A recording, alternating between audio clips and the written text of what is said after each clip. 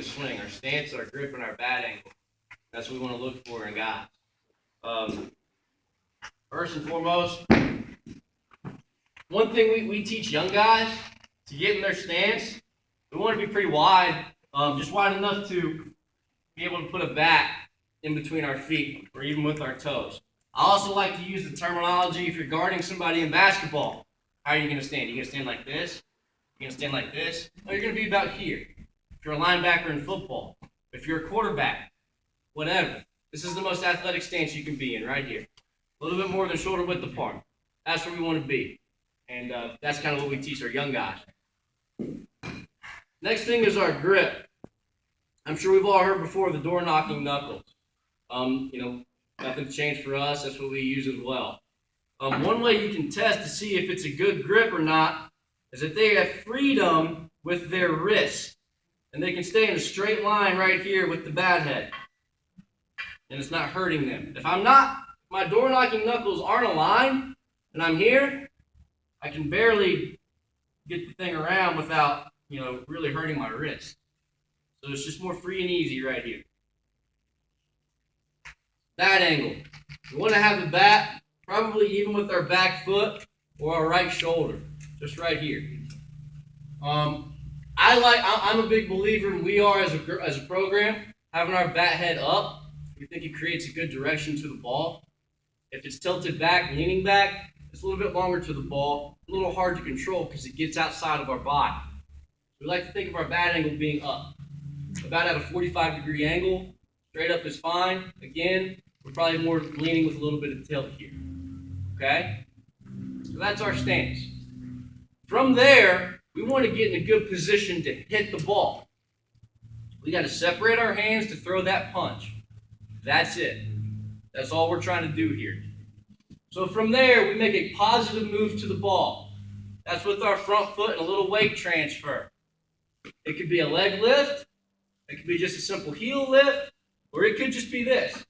Back to forward. That's it. All I'm accomplishing there is getting myself in a good position, gaining momentum to hit the ball, and separating my hands from my body. I am never pushing my hands back. By pushing my hands back, that's a negative movement. There's nothing negative in hitting. Everything is positive. So here we go. I'm going to make a short heel lift, leg lift, step, whatever you want to call it, and separate my hands from my body. I'm walking away from my hands here. Just notice that. I didn't push them back. I just walked away from them. That's it. Right there. I created separation to throw a punch. If I was going to throw a punch to really do some damage, I don't want to throw it from right here. I like to throw it from right about here. And that's kind of the terminology we use for our guys. From that position, my weight is even. I'm at 50-50. I'm pretty similar to where I was in my stance. My knees are bent. My feet are into the ground. If you have a guy that's front foot slightly open, he's well ahead of his time. That's actually a good thing. Frees me up for more hip movement. If I'm tight here, less hip movement. I'm a little freed up with a 45-degree angle there. My hands are separated right here, ready for action. My first movement to start my swing is a back knee turn. That unlocks my hips. My hips start to go. The bat and hands are probably one of the last things to go. The barrel should be the last thing that gets through the zone. Creating all this momentum and torque with my lower half, causing the barrel to get to a slot, reach contact, and drive through. So here, I get separated. I'm at 50-50. I start my swing.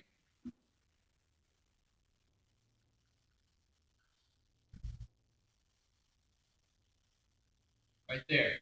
Now, notice my hands. As I walk away, I'm starting my swing with my knee and my lower half go. My right elbow gets to a slot. That slot is somewhere between your hip and belly button.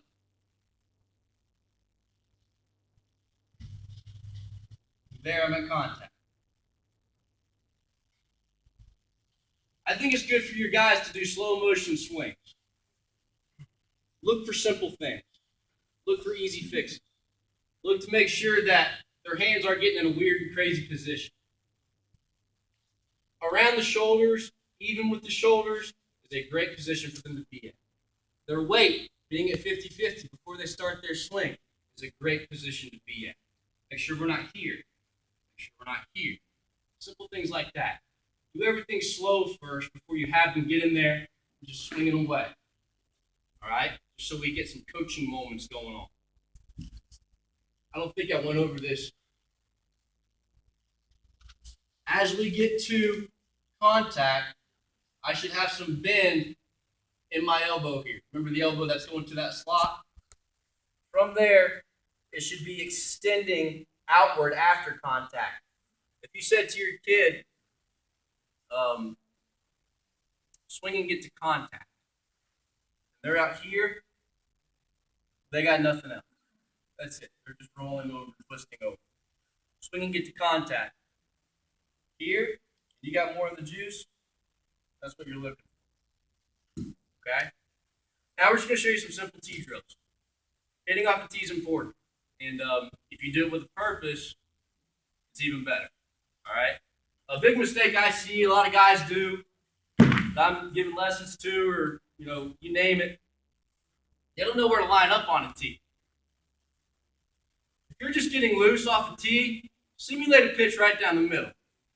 Now, the question is, where do we make contact on a pitch down the middle? We believe it's right there, right at your front foot. Take a look at a lot of big league or slow motion swings, even with the front foot. So where am I going to line up in my stance? Just in front or even with my front foot, right there with the tee. That's where I want to line up at. Not here, because why? I'm beat on a fastball down the middle, creating a bad habit. No good. If I'm working on middle, I want to make sure I'm at contact. I got some room here, and I'm even. Right there, palm up, palm down. Okay? Go ahead, Lynch.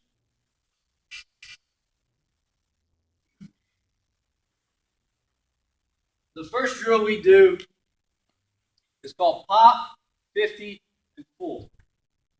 Pop is a swing to contact. We're just looking for good spin off the bat and off the ball. Holding at contact, right there. Lynch swing's a little unorthodox, but he's been working on it. 50% swing, just finding your barrel. Not a full swing here. Just nice and easy finding the barrel. Now you go through a full swing here.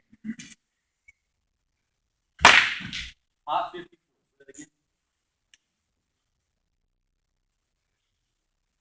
Hop, hold at contact. Make sure your barrel's in a good position. 50%.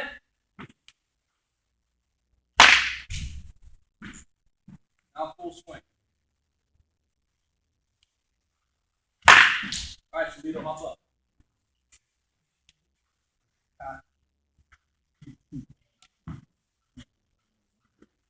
Next drill we'll do is the coil. Joey's going to get to contact. He's going to get to contact and leave his lower half and upper half pretty much the same. The only thing he's going to try to bring back is his hand. He's going to coil back and feel.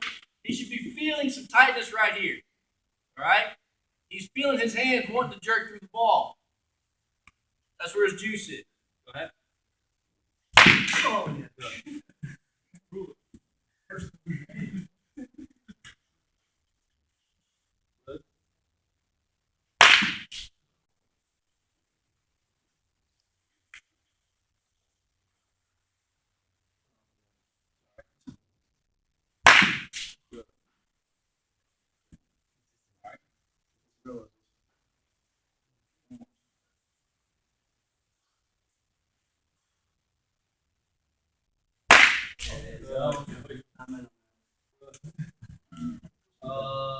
Brennan, move your leg up.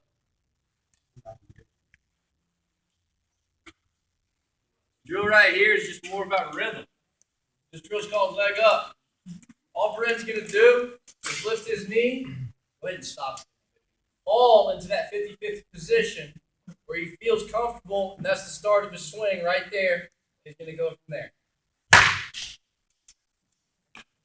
Try not to break our teeth. Yeah, stop. Now, creating a little bit of rhythm here, a little bit of juice and power. You're just going to go all four all at once.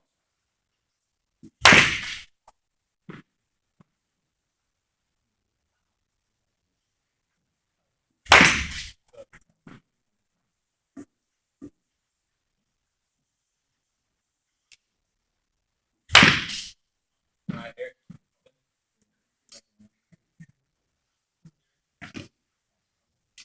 Oh, Jimmy. I want you, Jimmy. Come here, Jimmy. Yeah. That's one rhythm drill. Another rhythm drill is knee to knee. This is feeling the start of the swing with that back knee turn.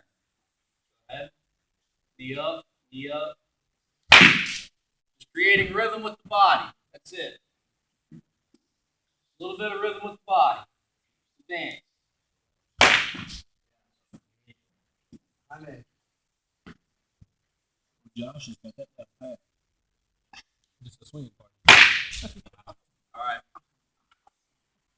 Now, guys, as coaches, a couple things we want to look for again in our slow motion swings, everything that we do, getting to 50-50, our separation, we want to look for. We want to look for consistency. Are our hands in the same spot every time before we swing? Are our feet in the same spot every time before we swing? If they're not, the chances of having a consistent, repeatable swing is difficult. So you want to look for normality, stuff that happens the same way every time. It's difficult day to day with the amount of time we probably got, but have a plan, have a philosophy. We like to teach being balanced and at 50-50 in this position right here. That's our position that we feel like we're going to do some serious damage to the baseball. So we want to get to that position right before we start our hip turn, our swing. That's what we do. That's what we preach. Have a plan. If you believe in your plan, they'll believe in your plan. All right? I'll show you some more drills we do without the tee. Simple stuff here called toss-ups. Go. Now with the toss-up, my hand's going to be pretty close to the action here, but you want to be careful and get it out of the way. All I'm doing is just laying this ball up for Joey to hit. I'm not going inward with it. I'm going straight up and down. My arm is in the line of fire right here. I'm going to give him a little gift so he has time to get loaded. I'm going to show him this and go straight up with it.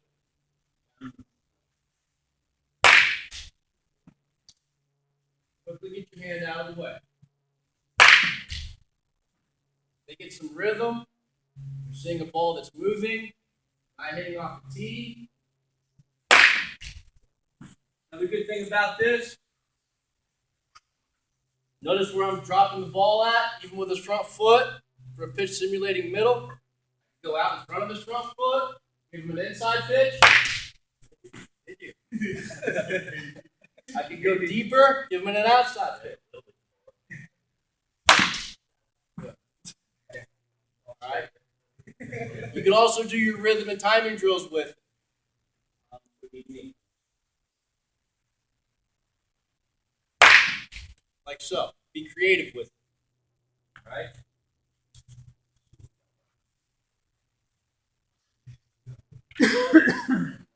Short toss.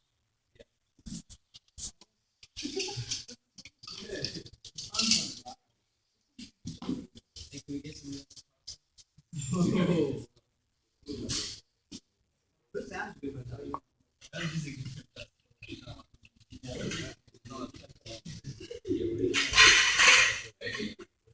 Simple short toss drills. About to take it away. If you have trouble throwing BP, which I do every now and then, this is good for our guys to get easy reps. Okay, ball moving towards them. You can manipulate where it's going. It's pretty simple to do. Let's just work on middle. All right, burn everything up.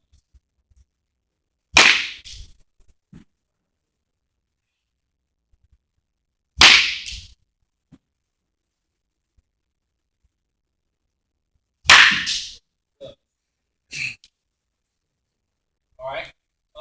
One of the drills we do is called around the world. Working on pitch location, hitting the ball where it's pitched. Let's say around the world is going to be this: 2 pitches backside, 2 pitches middle, 2 pitches inside. That's it. Create your own drills with this. Hey.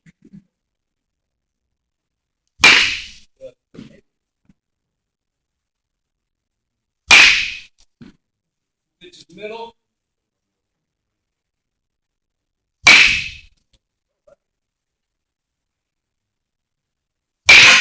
Pitches full side.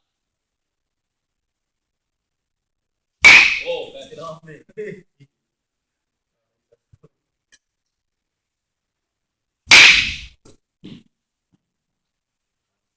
Jimmy, grab a plate. Set up 2 plates.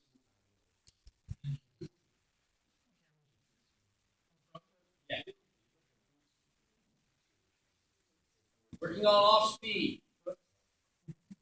We're being ready to hit a hard fastball. Start from the back.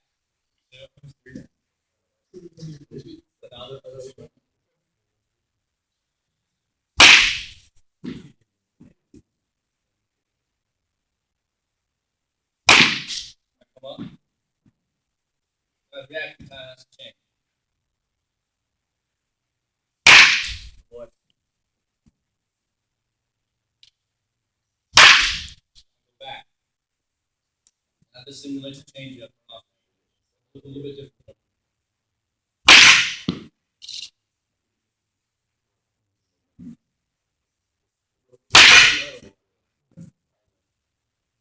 Those are just some of the drills we do. Any questions? No, good stuff, guys. Good explanation. I really think it's important though the slow motion moves, the slow motion swings, just so you can kind of see and they can feel. More importantly, they're feeling what they're doing. Always keep your eye on the ball. Yeah, absolutely, absolutely. All right, I'll turn it over to Coach Baz now for the pitching talk. Another thing, like you got kids. I'm a PE teacher guy too, but these kids they struggle hitting the small ball. If you can hit a soccer ball, a basketball, anything that's bigger and round for those kids that are struggling hitting the baseball, just so they get the confidence of hitting something bigger, or just hitting something in general. Because I know guys, you can toss them all day long and they'll swing and miss 100 times. If you incorporate that bigger ball, now I've hit something. Yeah. And it's something, and I tell this story all the time. My dad was sitting in the yard with me and flipped pinto beans to me. And he tried to hit pinto beans with a little dowel rod. And that's something easy you can do at practice. Get a bag of pinto beans, a little skinny bat, maybe one of those little yellow wiffle ball bats. Just try to hit pinto beans, just kind of train the eye, going small target, small bat, just trying to manipulate some things. That would be bag of skittles. Bag of skittles, yeah. Yeah. Well, we could probably stay right here. Yeah. So, what age? I got a lot of parents that ask. I mean, How do we think about pitching? What age guys are the pitching starting? Is it 8 years old? 9. 9 years old. 9. 9 years old. So a lot of guys they'll emulate somebody. They'll find a guy on TV they like. They'll try to figure out. They'll do the Kimbrel hang. They'll do the Kershaw up and down. And I think that's good if you give a kid a guy to watch. Brother. And that becomes their guy. Like my guy was John Smoltz. I'm going to do everything John Smoltz does. And find a guy they can look at and kind of manipulate the mechanics of everything. And with YouTube and everything now, I mean, it's at their disposal. We're talking about catch play with that 8, 9, 10-year-old group. I would say 3 days a week. If you get in that 10, 12, you could maybe play catch 4 days a week. When you're 18, 20 years old, it's 7 days. I would limit those guys to 3 days a week and trying to limit the distance. When you see a kid starting to struggle, and we're really talking about throwing more than even pitching today. When that kid's struggling and kind of getting underneath the baseball at that distance, that's probably his max distance. You don't want him to struggle and have some fatigue, try to get the ball out there to his partner. I think that's where some arm injuries can occur from, of just not being ready to throw at that far of a distance for that many throws. Just kind of watch their arm angle. If they're getting underneath and kind of getting loose, that might be a sign they're tired, fatigue, or they can't get to that distance. And and then catch play to warm up. You can use the catch play that you guys learned earlier, or we do one with our pitchers. You just got pitching specific guys. We're kind of just concerned with the L catch and the rotation of the baseball. We'll start here, break. We always want to think glove, head, and arm. The more we get tilted, get sideways, our eyes change, our levels change. We're not as accurate, but we can think glove, head, arm. The more times we think this, we can get to this position. The more times we'll repeat it. So we're just glove, head, arm here. Good rotation.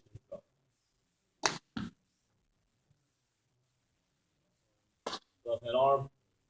Rotation. And a lot of kids, the glove is too heavy. So what do? Glove falls. Glove falls. Full step throw. My glove goes low. A good drill to incorporate that, to kind of battle that issue, is a weight. Put a weight in that glove where they have to stabilize it. It's just called the Smith drill. Put a weight in the glove. Just here, break, throw. Here, break, throw. And they're focused on keeping that ball and that weight at their chest. That's eliminating them to get draggy and heavy. Another thing to check with those younger guys, they want to go get a glove like their older brothers got or a pro guy's got.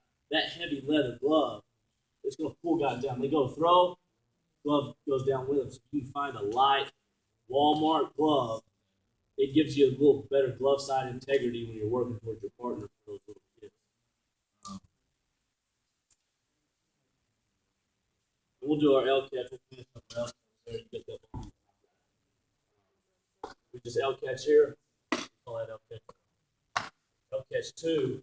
We're just scapulating, pulling a little bit. The glove side still staying up by the chest. Good rotation. L catch 3. Our back foot just drops back a little bit. And we kind of work our hips a little bit. We're just opening up, loose glove, elbow pointing to target. I call this looking down your gun barrel. Anything you can give those kids that they can think of.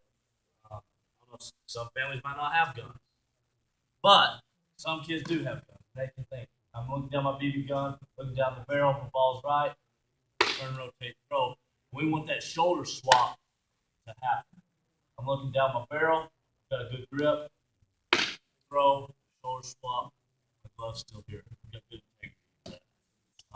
Next one, we're just gonna have a little rhythm. We're gonna clap, throw.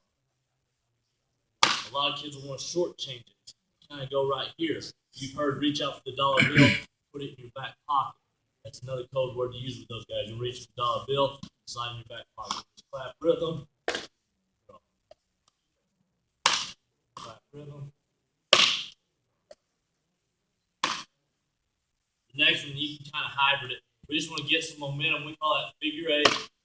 Throw to partner. Just get some hand path, some hand rhythm, kind of work the body. Another one I've used with little kids, let's go Smith drill. Weight and glove. And you're going to go arm, swing, throw. And they're having to stabilize that weight in their glove out front. Your arm swinging, and that's going to rip in here versus letting the glove kind of get low and lag. Arm, swing.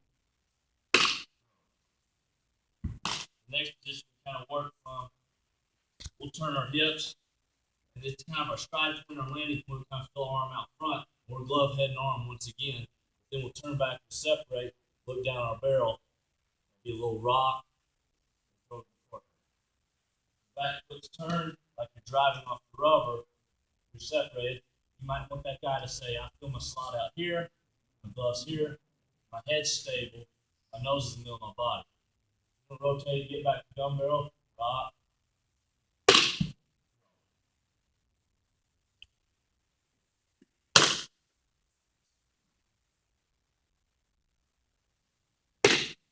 Little bass and rhythm. A lot of times we'll get hung up in our glove, and I feel like if you can separate the hand and the glove a little bit, it gets them on time, lets the arms get out front. That's the last thing we want to happen is the guy get hung up in his glove, and he opens up. I'm kind of vulnerable in that spot there. The elbow's exposed underneath the shoulder. We can think we've separated early and get back on top. That glove, head, arm, stable.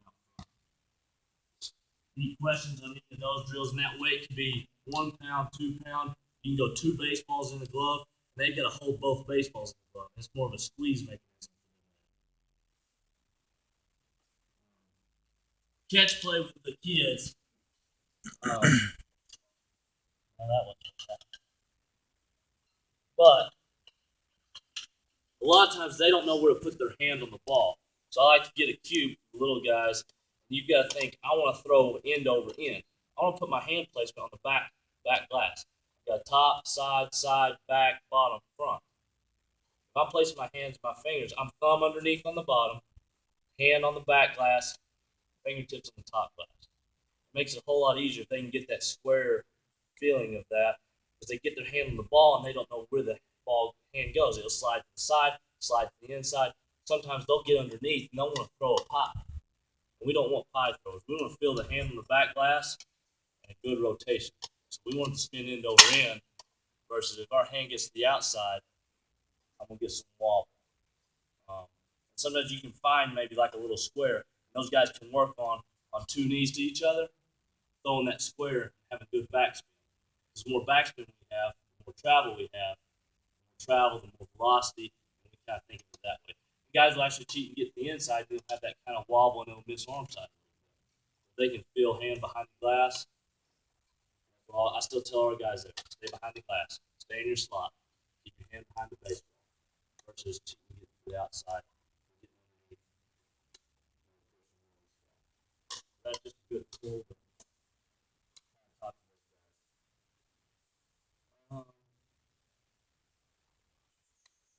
Talk about grip. The tighter the grip, the harder you can throw it. Widen up a little bit for command. Those guys, some don't have to go with 3 fingers. You can go tight 3 fingers. I feel like you'll be able to throw that a little firmer at times. You can widen up for a little more feel. A lot of times that pinky finger gets in the way and causes our hand to rotate down and out to the glass.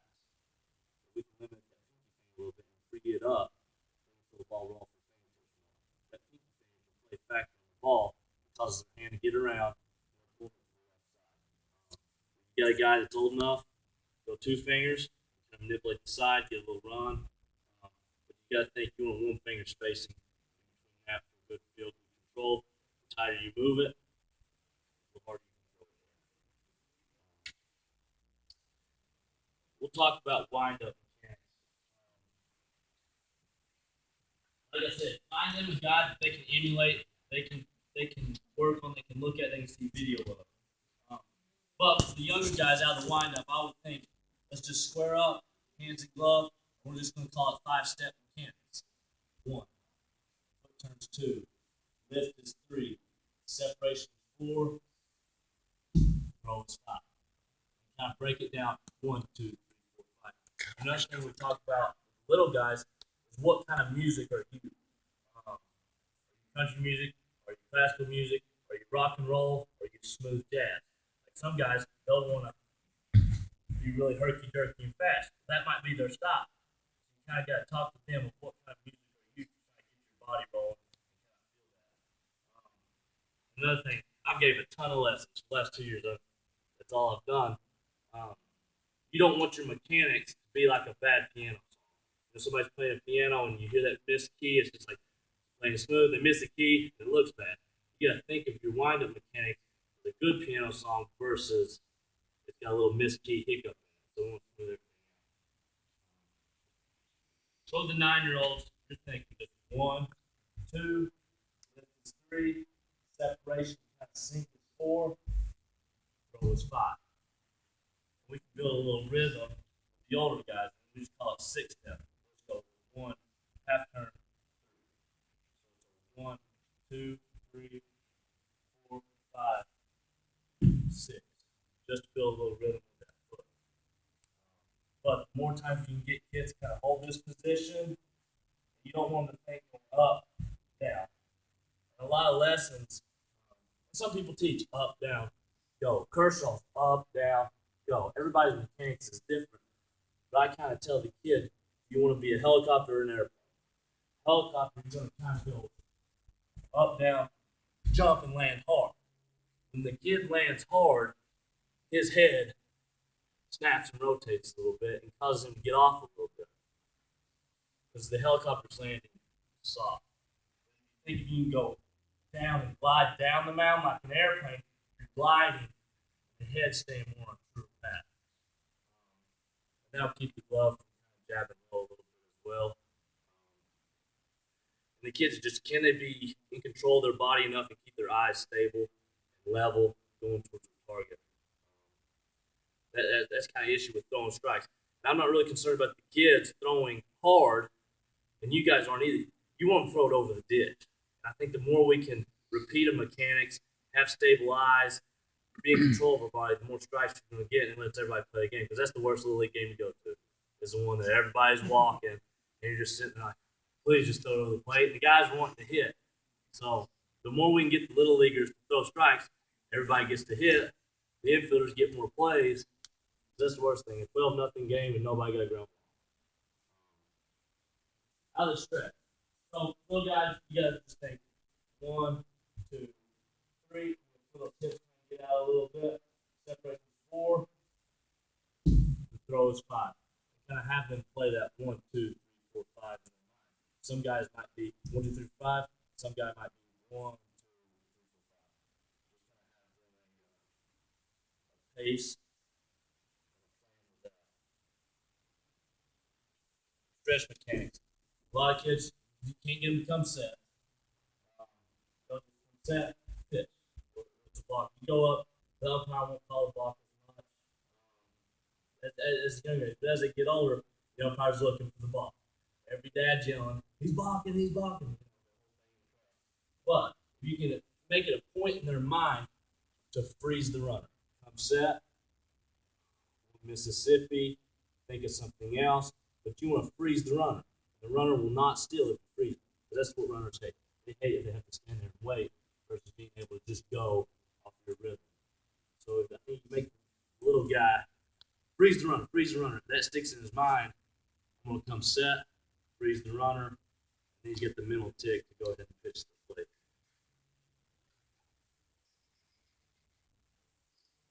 I got a quick question. Yes, 9 and 10-year-old Little League does not lead off. they don't Would lead you off. still teach them from the stretch?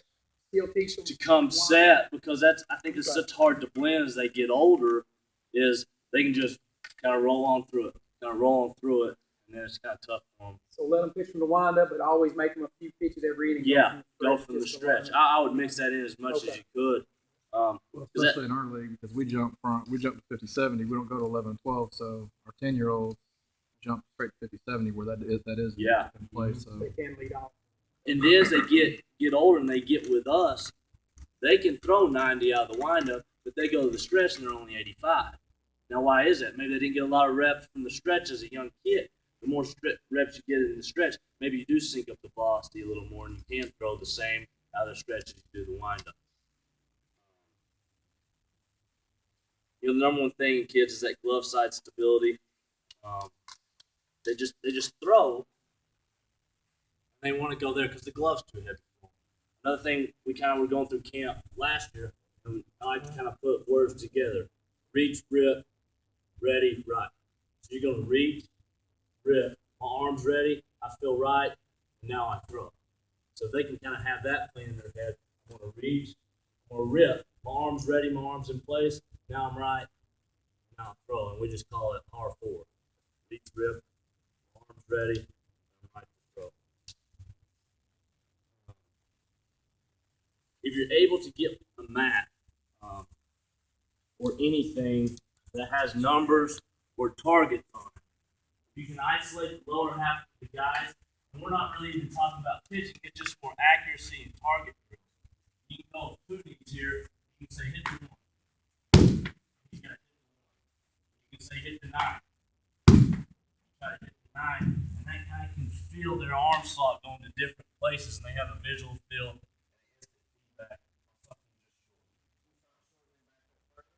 I would say you could just start right here, and you can go move 2 guys in. You go this way. You can move it on back, but you can go red, blue, green, black. Kind of give them that feel, they get that instant feedback of where they threw the baseball. Then there's I got a little on the inside, I got the ball. That's why I go over to the green.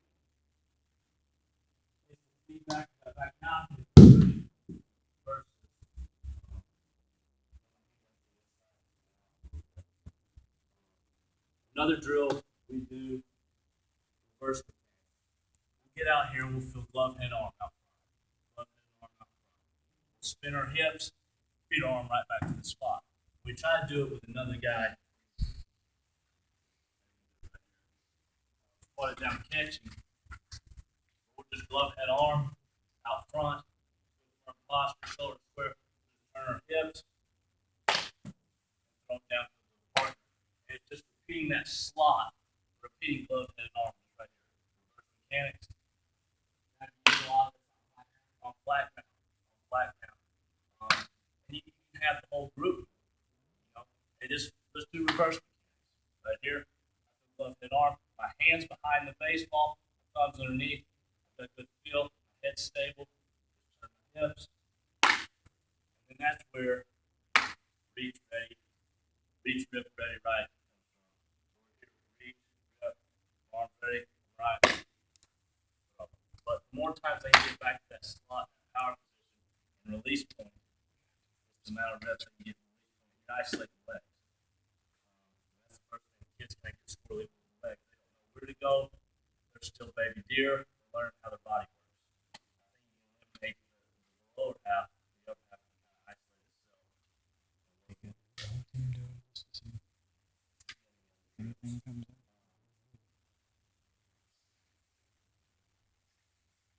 Kind of in golf. You got a kid that pulls it to the left all the time. He pulls it to the left all the time. One knee, close him off. He can't close him off.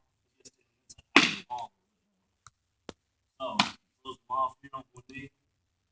Forces his hand to be a little bit half. He can't get across his body and pull it. Now you got a guy whose arm sinks underneath. He tails it. He kind of pushes the pot. You want to open him up here. Make him a little elbow. He's got to stay in front of the guy. He can't fall to this side because he doesn't want to. Because he's opened up. He wants to go to this side. He's going to take his little elbow around the catcher. Help him stay a little more centered. I kind of talk like that's your slice, that's your cut. We want to find out how to get your drive straight down the middle. I'll try to keep the young guys, you guys got pitch counts and all that in place. Another thing with the lift, kind of core stability we talk about all the time. We talk about it with our hitters. You got a trash can, that trash can is full of water. You were just sitting on your trunk. It's full of water. And the water's up to the rim right here underneath your chin. You've got to maintain your water. If I'm leaning here, I spilled my water. If I'm leaning forward, I spilled my water. If I lean back, I lost some water. The more water you have, the more power you have. Same thing hitting. If I'm hitting, I lean back, I spill a little water out. That's a wasted movement. I fell here, that's a wasted movement. Pitching, I've got my water, and I'm gaining ground and balancing that water without spilling it. These guys are in here, guys will fall, guys will dip out early. How do you make guys in lessons? They get a short little 5-gallon bucket. They'll just hold it here. Here. They're filling that bucket and not spilling the water out early.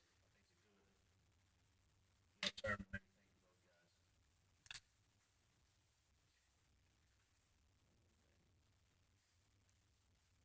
Playing catch. Try to put them in a hallway. See if they can visualize a hallway. You've got a wall here, a wall here. You've got to shuffle down the hallway and throw and stay in your lane. A lot of times guys will shuffle and they do this. What you do that ball? Put your elbow through the sheet. Mhm. So he's opened up early, his body's moving to this side. We don't think we're in that hallway, going towards our bathroom, staying really tight, working the line. Right there. Even if you drift this way, now I'll put my hand to that side of the sheet. Just keep them in the hallway. You can take off lines in the outfield. You can get a little rubber mat, and then you have to stay on the rubber mat. Work the direction that way. The mechanics, let them watch somebody, they'll emulate it.